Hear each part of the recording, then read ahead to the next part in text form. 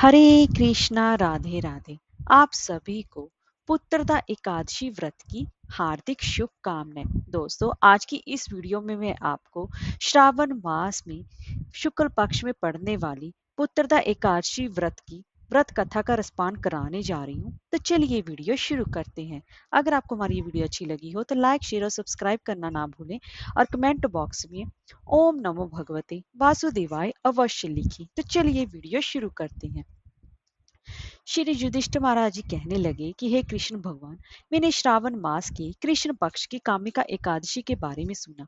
अब आप मुझे श्रावण मास के शुक्ल पक्ष की एकादशी का क्या नाम है, व्रत करने की विधि तथा इसका महात्म कृपा करके कहिए। तब कृष्ण भगवान कहने लगे कि इस एकादशी का नाम पुत्रदा एकादशी है और इस एकादशी को पवित्रा एकादशी भी कहा जाता है। पुत्रदा एकादशी व्रत करने वाले व्यक्ति को पूजा के बाद श्रावण पुत्रदा एकादशी व्रत की कथा जरूर सुननी चाहिए। ऐसा करने से व्रत पूर्ण होता है और मनोकामनाएं पूर्ण होती हैं। अब आप शांति पूर्वक इसकी कथा सुनिए, क्योंकि इसको सुनने मात्र से ही वाजपेयी यज्ञ के फल की प्राप्ति होती है। द्वापर युग के आरंभ में महिष्मति नाम की एक नगरी थी, जिसमें कि महिजित नाम का एक राजा राज्य करता था। लेकिन पुत्रहीन होने के कारण राजा को राज्य सुखदायक नहीं लगता था।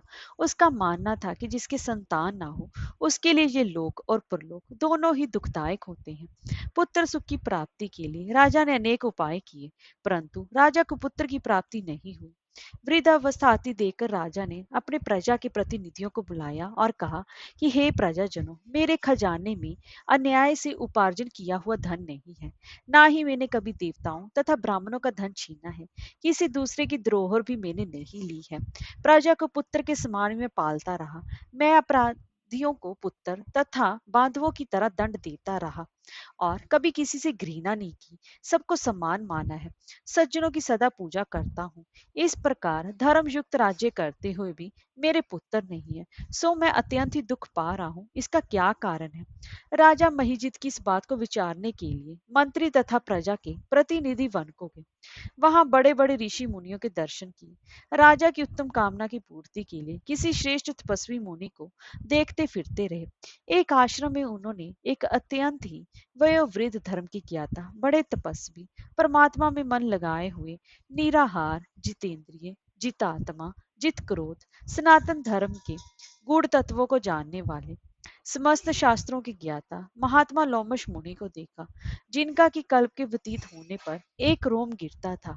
सबने जाकर ऋषि को प्रणाम किया। उन लोगों को देखकर मुनि जी ने पूछा कि आप लोग किस कारण से आए हैं। निसंदेह मैं आप लोगों का हित करूंगा। मेरा जन्म केवल दूसरों के उपकार के लिए हुआ है, इसमें संदेह मत करो। लोमश ऋषि जी के ऐसे वचन सुनकर सब लोग बोले कि हे महर्षि, आप हमारी बात जानने में ब्रह्मा जी से भी अधिक समर्थ है।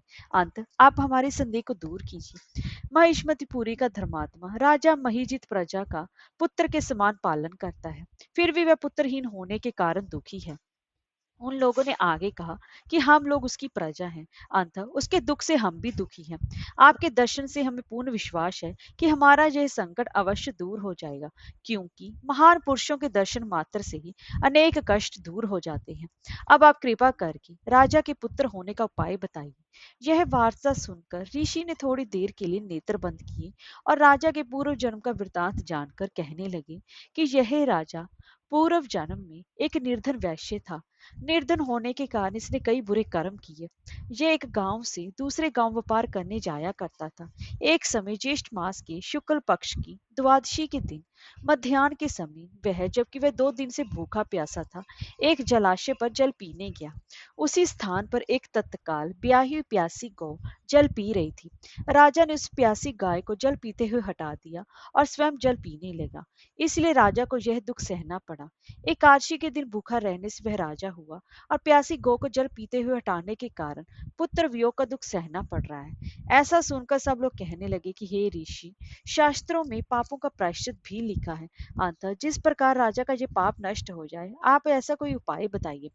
तब लोमश ऋषि कहने लगे कि श्रावण मास की शुक्ल पक्ष की एकादशी को, जिसे पुत्रदा एकादशी भी कहते हैं, तुम सब लोग व्रत करो और रात्रि को जागरण करो, तो इससे राजा का यह पूर्व जन्म का पाप अवश्य ही नष्ट हो जाएगा।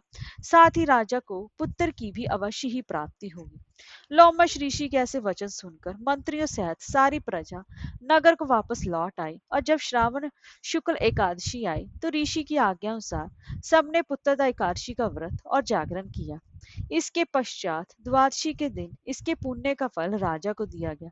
उस पुण्य के प्रभाव से रानी ने गर्भ धारण किया, और प्रसव काल समाप्त होने पर उसके एक बड़ा ही तेजस्वी पुत्र उत्पन्न हुआ। इसलिए हे राजन, इस श्रावण शुक्ल एकादशी का नाम पुत्रदा पड़ा। अंततः संतान सुख की इच्छा हासिल करने वाले इस व्रत को अवश्य करें।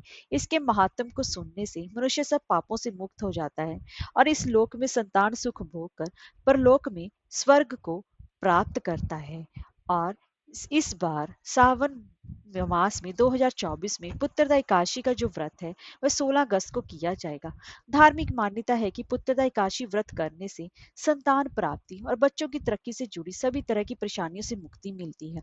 यह व्रत इस कथा का पाठ किए बिना भी अधूरा माना जाता है, इसीलिए व्रत कथा अवश्य सुननी चाहिए। एकादशी तिथि पर विधि पूर्वक भगवान विष्णु और माँ लक्ष्मी की पूजा अर्चना करने का भी विधान है।